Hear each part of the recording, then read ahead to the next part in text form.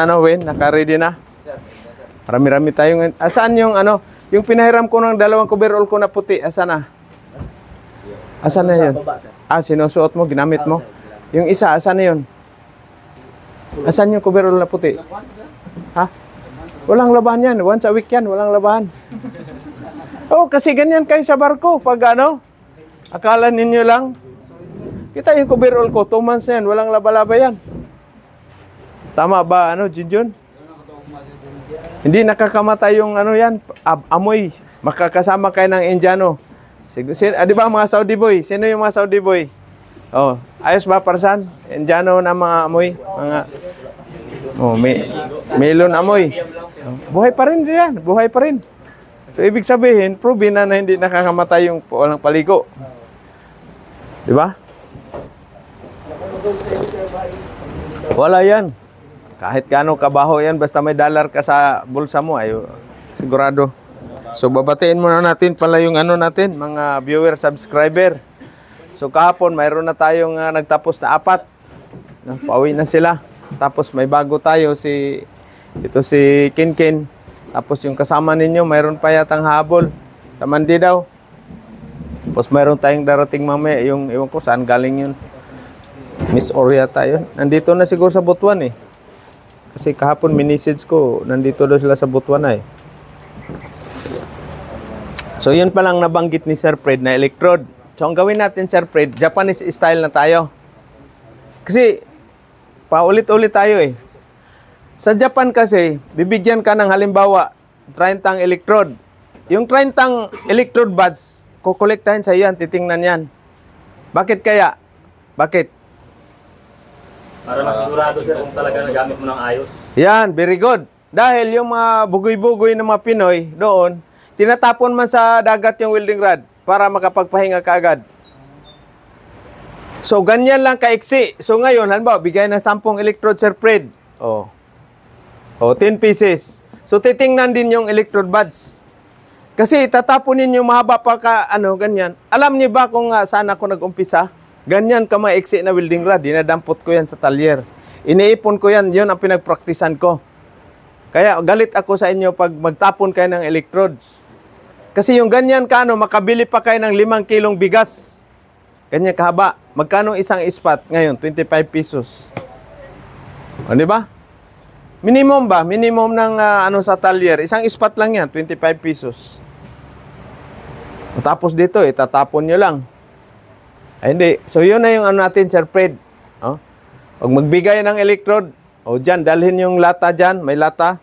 Oh. Kaya kayo, baka magdampot kayo ng mga electrode doon na naman sa may sagi, ano natin, kawayan, ha?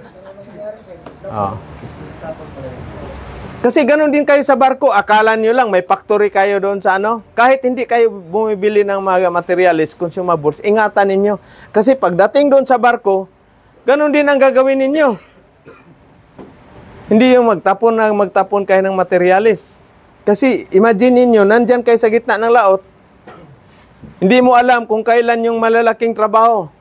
Maubos yung welding rod mo, anong gagawin mo ngayon? Anong gagamitin mo? Wala. Tandaan nyo, kahit gaano ka galing na welder or welder, hindi obra yan pag wala kayong materials. No? Kaya yun ano natin, talagang ang materials, ano nyo yan, kung pwede pa nga, yung mga bakal na ano dyan, yung sa magpa-flat pa lang, i-recycle yan, dyan ka pa rin titira. No? Marami ng bakal natin, Sir Fred, ibinta natin yan siguro, pangbayad natin ng kuryente. No? Diba? Dalhin nyo, hakutin nyo dun sa junk shop, kargan nyo sa sako. Okay, so asan na yung 4? Ano pa? Nag-inuman ba kagabi sila? Wala. Wala. Lasing na. Wala. Iba yung ano na yan. No? So, tandaan nyo sa barko, ingatan ninyo pala yung alcohol. No? Kasi may mga puerto na surprise drug alcohol test sa barko. Tandaan nyo sinasabi ko. Kaya wag na wag kayong iinom, mga 1 week before, mga 5 days before arrival sa port, huwag kayong inom ng alak. Kasi mamaya, biglang surprise. Kagaya nung nasa tanker ako, surprise yung alcohol at saka drug test. Ay yung mga puti, mayroon man silang alcohol. Ang masakla pa, mayroong drugs. So, kaya ura-urada, uwi yung opisyal. Dalawa. On the spot talaga, pagtapos ng drug test. Impake ka agad sa bagahe. Kaya ingat kayo dyan sa mga alcohol, no? Hindi basta-basta na ano na yan. Kasi kaya iningatan yan dyan yung mga aksidente. Kaya very ano na ngayon yung mga alcohol sa barko. May mga barko na zero alcohol talaga, kagaya nito. Zero alcohol yan. 5 months ka dyan, ni anino ng San Miguelite, hindi ka makakita. No? Kaya yan ang ano dyan. Ang important. So, disiplina. No? Pag mga kasamahan mo, manginginom, siyempre, ikaw, lalo ka muna, alam nyo na parating na sa puerto, tandaan yung sinasabi ko. Kasi, mahirap na. Pagtapos na, Sir Boy, good morning, Sir Boy. Kape, Sir Boy, kape. So, yan ang ano dyan, no? Yan ang very important yan ang mga kumbaga yung bisyo natin. Tapos magsigarilyo kayo, yung manigarilyo ay, ilan pa ba yung buhay pa? Manigarilyo ay. Tandaan niyo yung sinasabi ko, ang sigarilyo disturbo sa trabaho yan. Pangalawa, magkasakit kayo sa baga, hindi na kayo makasampa. Kahit sabihin nyo pa na magaling kayo sa trabaho, all around kayo, pero pag may tama na kayo sa lungs, ay wala na. Maraming welder na dali dyan.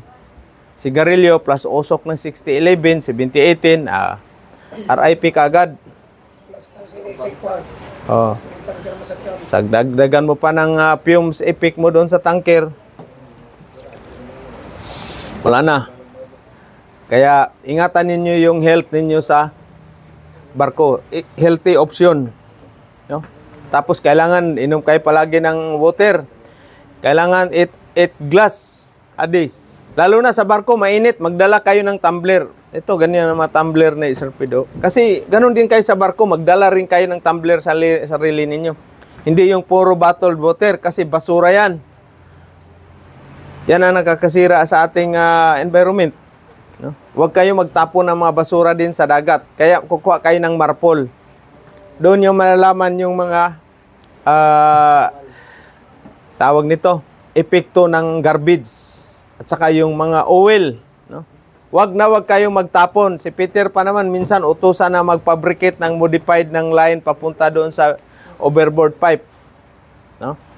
Wag ninyong gagawin yan. Sister ship namin yan, pinaltihan siya na ilang $1 million. No? Dahil, itong ano na yan, oiler, yung hippie na taga Batangas yata yun, full crew sila eh. No? Itong dalawang oiler, isang oiler, isang wiper, pinapump out sila ng langis. Yung mga, kasi sa barko, marami ang langis, yung mga sludge, no? Yung galing sa purifier, ipupunta man yan doon sa tangke, sludge tank. Ngayon, itong mga opisyal, ayaw magbigay, ayaw magpa-discharge, sure, kasi magbabayad yan eh. Ayaw nila, gusto nila pabango palagi sa company. No? Kaya, ang nangyari, ipapump out nila yung langis, yung mga sludge, ipapump out sa dagat, overboard. So, ito namang wiper at saka oiler, binidyuhan pala. Binidyuhan. Ngayon, nagkaroon ng hindi magandang relasyon sila, si Chief Engineer, saka wiper, oiler. Ang plano ni Chief Engineer, pauwiin yung oiler at saka wiper. So ngayon, pagdating nila sa US, lumabas si oiler. Ito, totoong istorya to. Lumabas si oiler sa US. Pumunta doon, ang doon, alibay, tatawag. Yun pala, nagsumbong na sa Port Authority. Maya-maya, dating na si oiler, dating na rin yung mga Port Authority. Lahat ng crew, doon sa Miss Hall. Tapok lahat doon. Isa sila doon ng Search, barko. Baba doon sa engine room. Okay? Pinasisid ng diver doon sa labas ng barko. Yung overboard pipe. Okay? Tanggal yung overboard pipe. Nandoon pa yung mga langis. No? Nandoon pa yung mga langis. Na mga ano ba sa pipe. So positive. Chief engineer, kulong. Pati yung bagong sampa na second engineer. Iyak silang dalawa. $1 million ang penalty. Parang $5 million ang penalty ng barko. Biruin mo. Shout out sa ating mga opisyal na mga seaman. Mga engineer, chief engineer at saka first engineer. Kasi sila ang in charge dyan sa mga use oil dyan, bunker dyan sa engine room. So bawal na bawal yan mag-pump out. No? Ano lang ang pwedeng itapon nyo sa dagat? Yung food waste. Pero mayroong nautical mile yan. Wala nang iba pa. Okay? Papel sir, malata man yan. Kahit paper yan, bawal yan. Okay? Food waste lang. Period. Wala nang ibang itapon pa. Pero mayroong nautical yan, kung gaano kalayo. Yung mga ballast water, ano ba itong ballast water? Kasi itong barko may mga ballast tank yan sa gilid. Kakargahan ng seawater yan, kung walang kargamento yung barko. Para lulubog siya, hindi siya nakalutang ng husto. So yun yung yan, magpapump in ng ballast water, seawater, ipapasok sa tangke. Tapos bago naman darating sa pier yan, ilang nautical miles, saka itatapon yan. Okay? Yun ang dyan, sistema sa barko. Mayroon din siyang nautical miles kung gaano kalayo itapon yung mga ang tawag nito, ballast seawater. Lalo na itong magiging engineer natin, chief engineer. Asan na yung magiging chief engineer natin? Ito. Si Rowin din. Tapos yung maging kapitan natin, sino ba yung graduate ng nautical? Wag na wag ninyong gagawin yan. Bawal yan. Di ba yung company, magbayad doon kasi sa shore, sa shore, i-discharge yan. So, mayroong bumibili yung iba, yung minsan naman, pag sa ibang lugar, babayad kayo sa Europe or sa babayad kayo. Dito sa China, bibilhin nila yan, yung mga used na sludge mo, pati yung mga bakal mo, no? Mga scrap na metal. Okay? Kayo naman, mga taga-makina, mag-scrap, magbinta ng scrap, huwag nyo isama yung mga parts, yung maayos pa. Yung mga balbula na mga tanso, ibibinta. Dapat i-recondition yan. Kasi nung binibinta yung mga bakal, dapat recondition. Yung hindi na ma-recondition, yun ang ibinta. Kasi kawawa naman yung company na mag-order. So yan ang sistema sa barko. Kailangan yan siya malaman ninyo. No? So yun na yung natin, arrangement sa electrode. Halimbawa, electrode 10. Titingnan natin yung iksi ng electrode niyo rin. Kailangan may lata. So mayroon na tayong listahan, Sir Fred. Kasi ilang beses na tayong paulit-ulit. One word is enough for a wise man. English yun, pare. Tama ba, Sarge? English ba yun, Sarge? Lista natin, sir, kung ilan talang electrode maubos na sa isang araw. Yan ang dyan. Siyempre, kahit saan namang training center, Norwegian, ikot ka naman training center sa Manila training. Ganun naman talaga. Titingnan mo yun. Asan na yung mo? Kasi, baka pwede magbigay ng sir, yung specific talaga na ilang rank kada student bibigay para... Mayroon yan talaga. Tapos yun na yun. Kung yung chart natin, kung nasaan na sila, Sir Fred, gagamitin nyo natin dyan. Halimbawa, nag-fill it ka ngayon. Sunod. Na naman ang mo? Nag-2F ka ngayon. Sunod, 3F.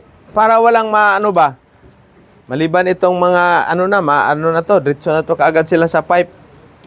No? So, sa masining ninyo, sa Monday, ilan kayo lahat doon? 8. Siyam. No? Huwag ninyo sirain yung lit machine natin. Ah. Tapos, yung mga ano ninyo, yung mga damit, coverall, pagkatapos ng ano ninyo doon, dadalhin ninyo, hindi nyo iwanan doon, pati septisius, iniiwan lang. Yun palang mapauwi ng mga ano, asan na yung ano la, coverall at saka septisius. Diyan. Ilagay dyan sa ano natin, sa box, kasi gagamitin nyo sa pang-automotive, or yung minsan, hindi tayo makabili, no? So, ano yan? Yan ang tawag nito. Tapos ito naman, libre. So, may bayad siya sa PPA. Okay? Magkano ba yung PPA? Coverall, 1 to.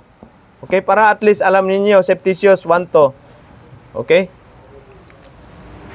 Tapos, ito naman kayong ano na yan, mayroong ano yan, pinapagamit lang sa inyo yan. Para yung kamag-anak ninyo, magamit yan, recycle. Tama ba, boss? Kasi masisira yung ano natin pag, paano maya, bili-bili tayo eh. Buti kung mayaman tayo.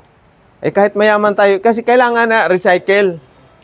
Kasi yung coverall hindi magamit, basura naman, gagamitin na naman yan doon sa mga mekaniko. Gugupit-gupitin. Ganyan din kayo sa barko. Maggupit kayo ng mga estupa. Yung mga ukay-ukay dyan sa Singapore. Pero ang nangyari, kuha na ng maraming ano niyan. Kunti na lang yung pangmunas kasi sinusuot ng mga mokong. Yung mga ano man, pilian, tuwang-tuwa pa yung ito. Ayos to pita, mahalo. Oo. Kaya tuloy, ang bilis maubos yung tag-ilang sakong burdin yung ano na yan. Okay, pero ang mapunta sa engine room, kunti na lang. Kaya pag uwi, excess baggage sa mga loko-loko. Dahil sa ukay-ukay. Yan bang mindset pa rin na libre na ano ba? Isa pa yung mga tol sa barko, huwag niyong iuwi. Marami ng seaman na disgrasya dyan. Huwag niyo pagkainteresan yung mga tools dyan sa barko. Murang-mura yan. Dito sa atin, nagbaha na yung mga tools kahit gaano pa ka daming bibilhin mo.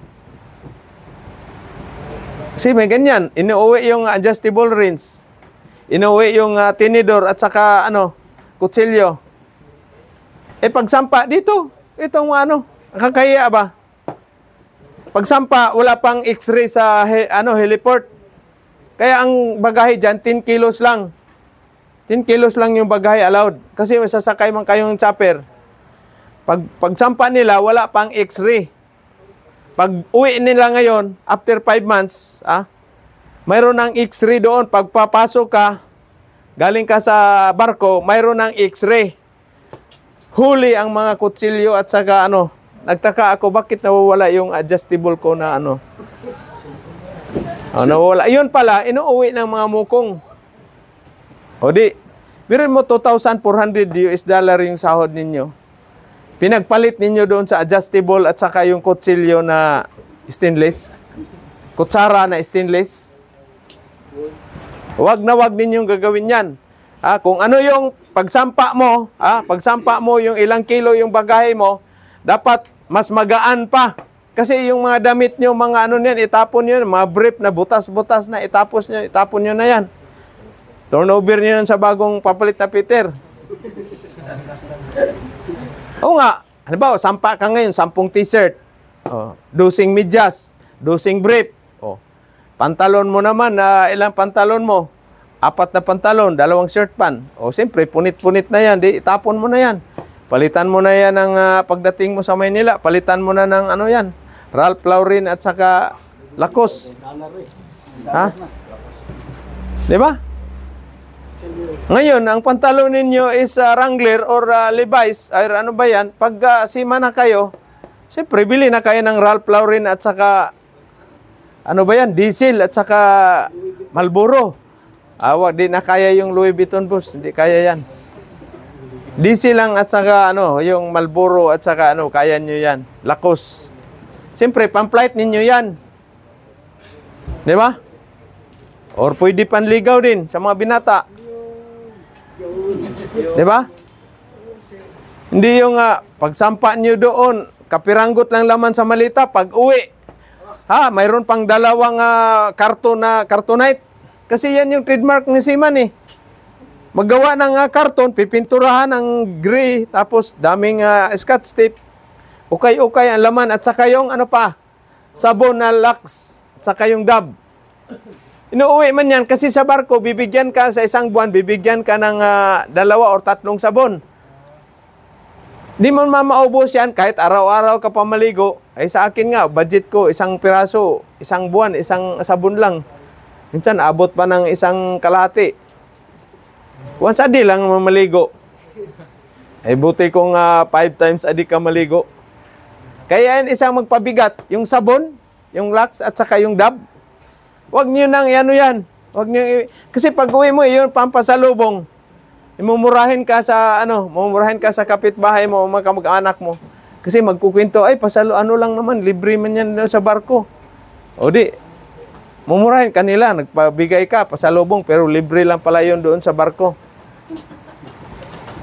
Yung ginawa mo pasalubong. Di, totoo yan. Yun ang mga dyan, reality talaga ng seaman. No? Sayang naman sir, Kasi ako dati, una kong barko, ganyan din. Siyempre, galing ka sa halos wala kang maisabon ba? Titipid-tipid mo, tapos pasalubong mo doon sa mga kapitbahay, mga kamag-anak mo. Yun pala, nakita mo doon sa kanilang bahay, pinabayaan lang. Hindi iningatan. Kaya sabi ko, bawal na pasalubong-salubong. Yan ang yan ang totoo. Kaya kayo, kung pagsampa ninyo, kailangan 1 malita lang, 1 backpack, ayun na yun. Tapos pag uwi ninyo, wala na. O, doon na sa Maynila, kayo bibili ng mga Huwag kayo nang bili ng mga gamit sa ibang bansa. Kasi mahal doon. Sa Pilipinas nyo dadalhin ang ninyo, pera. Dito ninyo gagastusin para may makurakot yung mga politisyan. Ha? Tama ba? Tama ba, Jasper? Asan yun si Big Boy? Ayos na, Big Boy. Hindi ka nahilo sa argon? Lakas mo raw humigop ng argon, Pero ayos, di ba? Salamat tayo kay Chip. Biruin mo, hindi basta-basta. Wala pang training center sa buong Pilipinas na bigatin yung natin. Ay yung mga sa Norwegian Training Center at saka wala. Ito, galing Australia, proven na, dami na nang winaswas ito na Australiana. Dami nang narotpas ni Chip na Australiana. Hindi pa kayo nakwentuhan sa rotpas ng Australiana kung ilang electrode na maubos? Ha?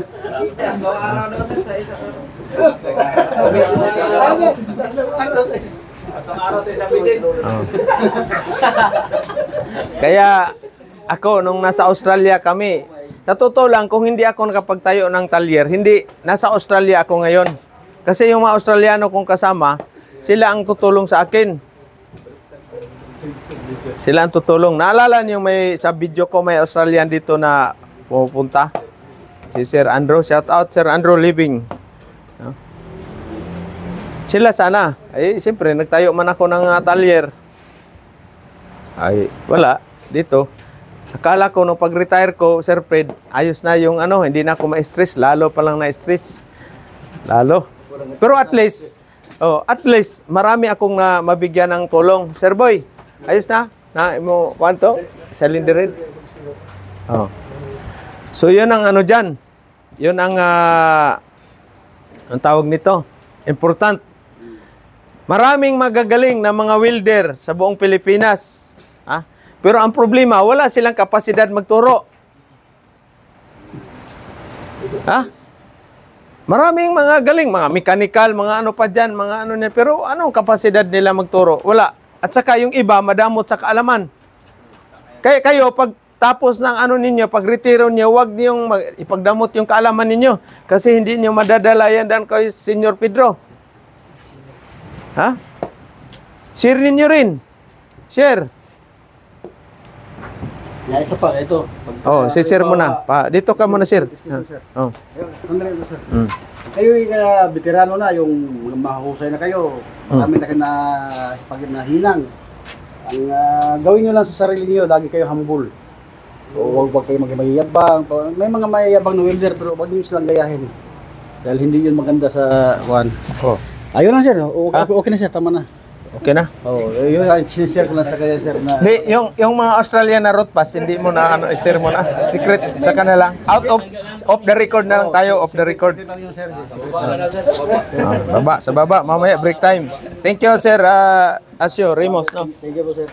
Kasi ang ano talaga yan, sa totoo lang, no? Marami talagang, kita nyo nga, yung mga ansaw na natin, ganyan hinang, ano yan. Kita mo sila Pedrong Cuyacois, Kabakal Edward, oh. Pinabas pa rin, no? Pero malaki ang tulong nila. Marami rin silang bigyan ng idea, no? Marami talaga dito pag umpisa pa lang natin ang training natin dito, ano kaagad mayroon yung 4 years nga hindi nakasampa. How much more pa ba itong 3 months na training? Pero bakit ngayon? Dami nang nakaalis, no? Mayroon pa lang nabasa ko kahapon, 5 years siya sa 5 years sa Maynila o ilang years na sa Maynila. Pinaasa sa agency. Tapos yung backer niya, umalis na sa agency, hindi pa rin siya. 18 months na siya sa Boss, shout out. Kung sino ka man, punta ka ng Butuan City, libre natin yung training mo. Kawawa. Talagang ilang years siya nagpakahirap, apply, hindi talaga natanggap. Tapos mayroong siya nakilala na engineer, dinala siya sa agency. Pinasok siya sa agency, naging utility. Utusan lahat kung kahit saan anong iutos kanya. Tapos yung backer niya, umalis na sa agency, siya naman tinanggal na. Biruin mo naka 18 months na sa serbisyo sa agency. Tinanggal. So, ganyan ang dyan sa Manila, kalakalan. Pag yung backer mo, alis na, ka naman. Ang masaklap, hindi pa siya nakasampa. Shout out, boss, kung sino ka man na dyan sa na yan, mag-libre kayo training dito. No? Kaya yan ang dyan. No? Yun, si Mrs., pamangkin ni Mrs., 4 years din sa Manila, sa agency. Tapos ang ending, walang nangyari. Hindi rin siya nakasampa. Dito, training siya dito. Wala pang 1 buwan pag tapos niya dito. Sampa na kagad. No? Uy, meron pala tayong shout out si Jonathan Undoy, umalis na kanina, no? Oo. So trabante yun dati diyan sa factory, no? Tapos meron na namang mapali sa sunod. So sino kaya ang susunod? Sino kaya ang susunod na magiging TISDA idol maliban kay Junjun? Baka ito yung mga kaibigan niyang dalawa para papatay-patay to Jun Ha? Siyempre, magiging kayo kasi product kayo ng Good Choice. No? Product kayo ng TISDA kasi ang insito ninyo is TISDA ang nagbibigay. Gaano ba kahirap kunin yung TISDA idol, boss, kaya? Mahirap ba? Ano bang kailangan requirements? Kailangan magandang lalaki. Hindi. Ha? Oo. Diba? So, malay natin. Ha? Kayo ang susunod na magiging TISDA idol. Kayo ron ang susunod na magiging national awardee sa Malacanang. Di ba? Hindi kayo si Sarge. Sarge, magiging national awardee. Ha? Kailangan sa barko talaga, ito yung ko may papayo ninyo. Kailangan pakisama talaga. Ha? Hindi, si Parsan siguro. Nakikita ko si Parsan susunod national awardee siguro. Or TISDA idol. Siyempre, bilog ang mundo Ano lang ang katangian dapat doon na gagawin ninyo? Tiyaga. Tiyaga, sacrifice. Okay? Disiplina. Pasensya ninyo. Humble kayo sa doon sa trabaho ninyo. Hindi yung magaling kayo na maghinang. Magyabang na kayo doon sa ninyo, mga kasama sa barko. Ayong mga utol ko, magaling talaga sa yan, hinang yung dalawa at saka masining. Yung si Berto, talagang 3 months doon yun sa NCR nag-training ng masining. No? Wala, matagal na rin sila ngayon sa barko. Kaya sabi ko kahapon sa inyo, dapat huwag kayo lalagpas ng 15 years. Pahinga na. Yung natitirang year sa buhay ninyo, enjoy nyo na life ninyo, sharing na yung skills ninyo. Kasi pagdating ninyo sa yan, diba ngayon, ilang taon na ba si ikaw? 23. Anong pangalan mo? King, no? King Crispy King? Okay. So, siyempre, makasampa siya this year, kailan ka mag-23? Ay, birthday mo? Ay, malapit na. Palamig na tayo ng Red Horse o ano ba? So, siyempre, 15 years, okay, plus 15 years, palagay natin, 24 siya kasi alang ano na ngayon eh. September, October, November, palagay natin, 24, hindi, 23 pa rin. 23 pa rin. So, ilang years ka, ilang edad mo dito? 38? Biruin mo, 38, mag-retire ka na. Oh. Hindi, wag na, wala na yung sabihin mo, bata pa ako, sampa pa ako, hindi nyo maubos yung pera doon sa barko. Kailangan ninyo enjoy na yung ano ninyo. Say tayo kagad siya ng anong business mo tayo. So pag edad mo na ng 50, so isi-share ninyo naman yung skills ninyo sa others. Okay?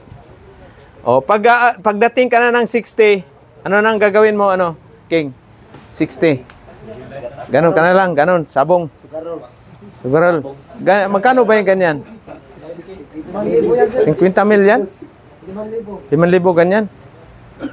Ayos, parang sabongero kayong dalawa talaga pala. Oh, so dito, relax na kayo dito. Okay? With family ninyo. Okay? Ganyan. Si Kulot naman, ang taong ka Kulot. Ayun. O pareho pala kayo. No? Huwag na abutin pa ninyo ng 20 years sa barko. Laglag balikat nyo na yan. Pag mag-akyat kayo sa hagdanan. Ganyan man yan. Ano man yung hagdanan. Parang dyan, hagdanan natin ba? Tirik yan ang engine room. Tirik yan. Mayroon pang mga engine room, makitid yung hagdanan kasi ang space ng engine, maliit na barko, makitid lang. Hindi kayo pwede magsalubungan dyan sa sa hagdanan. Kaya talagang kayo dyan. Maranasan ninyo yan. Kaya ang sa akin lang, gusto ko, bago kayo magretiro, mayroon na kayong bahay. Hindi na kayo mabasa ng ulan pag natutulog. Hindi kagaya sa amin dati, pag mag-ulan, gising kasi yung nipa man, lagyan na ng plastic o papel, yan, para mawala yung tulo.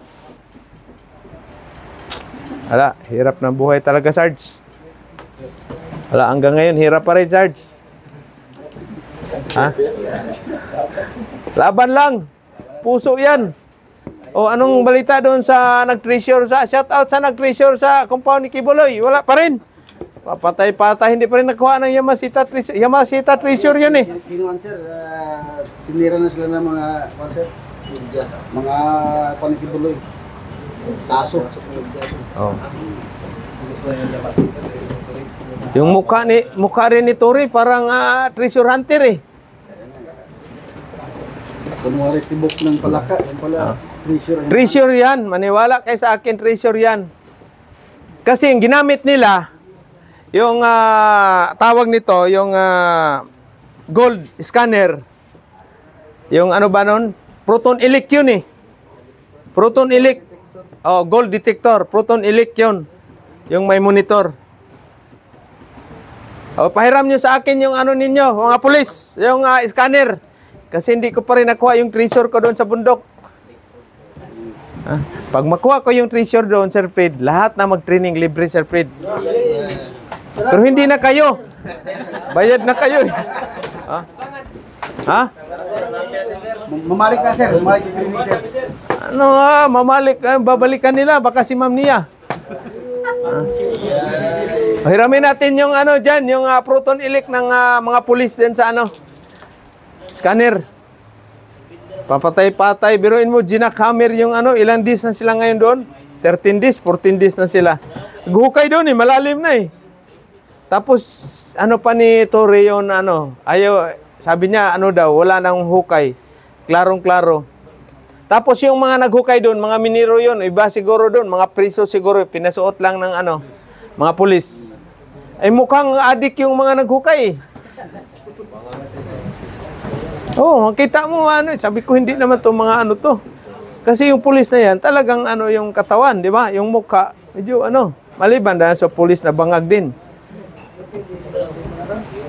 Kasi doon sa labas ng compound, sila sa proton elect eh. Tapos doon din sa loob, sa may nila. Hindi naman heartbeat, heartbeat. Ayan, yung treasure ni Yamashita. Nandyan kasi sa Davao, isang malalaking depo, na ano, yung binaon. Sa ano sir, sa Kalyaw sir, pinakadako. Kalyaw, saan yan, Sarge? Dere sa may base na mga Coast Guard sa may Kalyaw. Diyan sa Panakan? Oo yan, binabantayan ng mga Coast Guard ngayon. Hindi makapasok ng Treasure hunter. diyan ang bukana. Galing. Tunnel. O dapat doon kayo papasok sa bukana. Ano ba yun? May tubig? Yan, di ba? Mabustag yung turil sa buong turil. Maano yung buong turil? Kumano nila na, unang buong turil. Kasi may bump, may mga explosive. Okay. Bukana dati na, mga electric. Hindi nakuha. O sino sasama sa akin mag-treasure? Papalitan natin yung mga pulis. Naku, wala nang estudyante, Sir Fred. Hindi na puputi ang bugi sir. Gusto palang yayaman kaagad. Ha? Kayo, wag kayong ano dyan. Mag-focus kayo pagka-seaman. Seaman. Tapos, wag kayong mag-finance kasi maubos yan. Ma-treasure. Walang sure. Mayroon nga ganyan istorya dito. Hukay sila, tuwan-tuwa na. Kasi may nakita sila na ano muna tayo ngayon, marites. Kasi inaantok na si King. Mayroong nakahukay. Hukay nila kaagad yung concrete. Ang nakalagay, 30 ki. Ganyan. Tuwan-tuwa sila. Kasi malapit na. Ito pala, sino ba ang taga-Sor? Yung taga-Sor, Agusan Sor. Kayo? Marami, di ba? Ito pala, 30 kilometer to Sibagat. Mali. Mali. Sino ang experience sa inyo ng mga treasure hunting? Wala? Sa akin lang naman, pinupuntahan ko native chicken. Sa akin sir, may experience ako sir. Saan? Nalagay ko si Bak. To Sibagat din.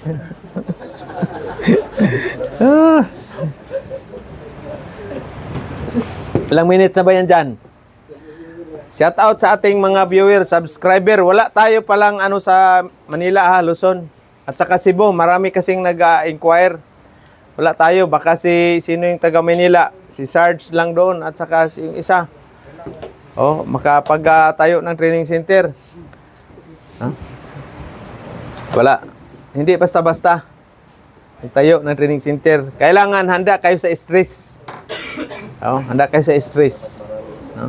Saka hindi kayo pwede magturo na wala kayong TM. Ano ba tong TM? Trainers Methodology at saka yung NTTC. Okay, kailangan 4 years graduate na ngayon. So pag 4 years ka, kailangan mag-experience ka muna sa industry, ilang years.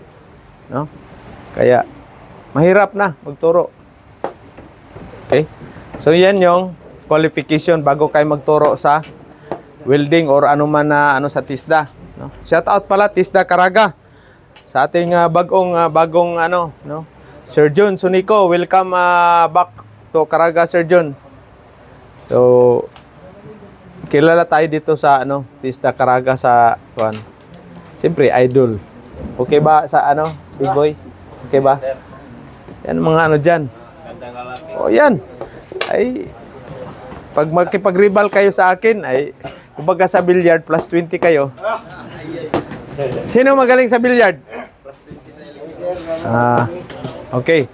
So mamaya ano ba kahapon na ninyo may nagpaipiting, may nag-welding, may nagbaklas sa makina, wala? Yung gagawin. Hati-hati, baklas na makina, mag-gas welding, mag-ismaw, mag-jitaw. 'Di ba? Pag-lityor pa kulang pa to, Tapos kasi kailangan yun ng lityor about sa safety, Kasi very important sa barko talaga safety, Safety. Or sa land base, sino bang mag-land base? Si Big Boy lang at saka si Parsan. Mayroon ka na agency in applyan? Papatay-patay Kailangan ngayon pa lang mayroon na kayong target na mga agency. Kasi sa ngayon, sa land base, medyo matagal. Tapos sa Australia, mayroon kayong tinatawag na sa Australia, Mayroon kayong skills assessment. Ano ba tong skills assessment? So, i-assess nila yung ano mo, yung skills mo. So, mayroon kayong bayad nito. Mga total